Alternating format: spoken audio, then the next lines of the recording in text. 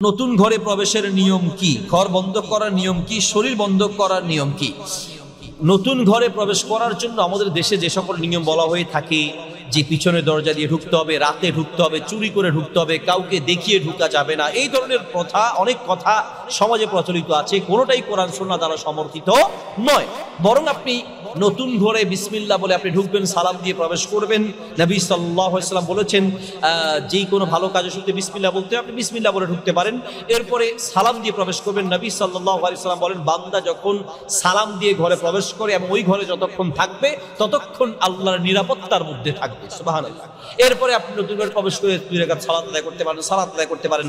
রাসূল সাল্লাল্লাহু আলাইহি ওয়াসাল্লামকে দাওয়াত দেওয়া হয়েছিল একজন সাহাবী, তার ঘরে, নতুন ঘরে তিনি ঢুকেছেন, তখন তিনি গিয়ে সালাত আদায় করেছেন।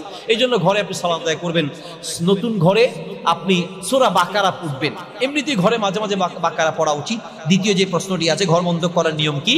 ঘর বন্ধ করার জন্য আমাদের সমাজে নতুন ঘর তৈরি হলে অথবা ঘরে জিনভূতের সমস্যা হলে ঘর বন্ধ করে, এবং সেই ঘর বন্ধ করতে গিয়ে ঘরের 4 কোণায় আজান দেয়, 4 কোণায় 4টা তাবিজ দেয়। বিভিন্ন রকমের পদ্ধতি আছে, এগুলো সবগুলো হচ্ছে বানোয়াট পদ্ধতি, এবং এগুলো কোনোটাই সুন্নাহ পদ্ধতি নয়, বরং এগুলো বিদআতি পদ্ধতি।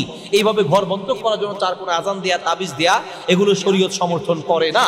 তবে ঘরকে জিন ভূত থেকে মুক্ত করার জন্য সেই ঘরটাকে ছবি মুক্ত করতে হবে, সেই ঘরের হারাম কোনো কাজ কর্ম চালু থাকলে বন্ধ রাখতে হবে, এবং সেই ঘরে সূরা বাকারা তেলাওয়াত করতে হবে। সূরা বাকারা, রাসূল সাল্লাল্লাহু আলাইহি ওয়াসাল্লাম বলেছেন, সূরা বাকারা যে ঘরে পড়া হয় সেই ঘরে শয়তান জিন ভূত থাকতে পারে না। এই জন্য জিন ভূত শয়তান থেকে বাঁচার জন্য আপনি সূরা বাকারা লাগাতার কিছুদিন পড়তে পারেন। তারপরে হচ্ছে নতুন ঘরে প্রবেশের জন্য আপনি যে কোনো সময় যে কোনো মুহূর্তে আপনি প্রবেশ করতে পারেন। সালাম দিয়ে, বিসমিল্লাহ বলে সালাম দিয়ে প্রবেশ করবেন, এবং প্রবেশ করে আপনি সালাত আদায় করবেন, আর মাঝে মাঝে সূরা বাকারা বা অন্যান্য কোরআন তেলাওয়াত চালু রাখবেন। ইনশাআল্লাহ সেই ঘর জিন ভূত শয়তান মুক্ত হবে। এছাড়াও আরো যদি জিনের কোনো সমস্যা হয় তাহলে বিজ্ঞ আলেমদের সাথে পরামর্শ করতে পারেন। কোরআন সুন্নাহর বিভিন্ন পদ্ধতি আপনাকে অবলম্বন করার জন্য ইনশাআল্লাহ বিজ্ঞ আলেমরা পরামর্শ দিবেন। তারপরে প্রশ্ন হচ্ছে, শরীর বন্ধ করার নিয়ম কি? শরীর বন্ধ বলতে আমরা যেটা বুঝি যে জিন ভূত শয়তান বিপদ আপদ থেকে শরীরটা বন্ধ করা।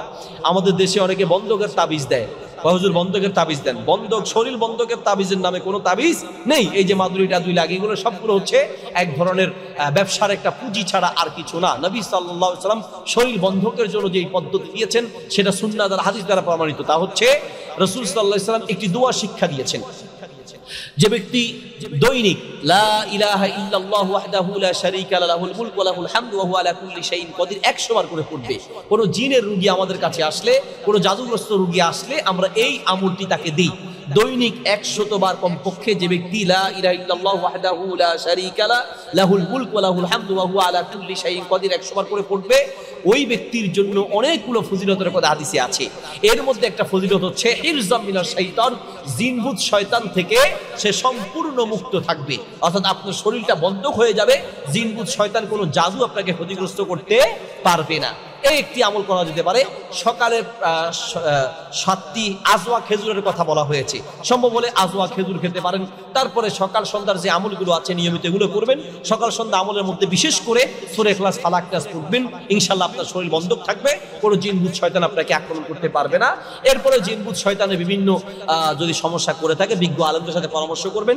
একের পর এক বিভিন্ন কোরআন সুন্নাহয় সমর্থিত বিভিন্ন আমল আছে, সেই আমলগুলো করবেন। ইনশাআল্লাহ শরীর বন্ধক হবে এবং জিনভূত শয়তান থেকে আল্লাহ সুবহানাহু ওয়া তাআলা আপনাকে বাঁচিয়ে দিবেন।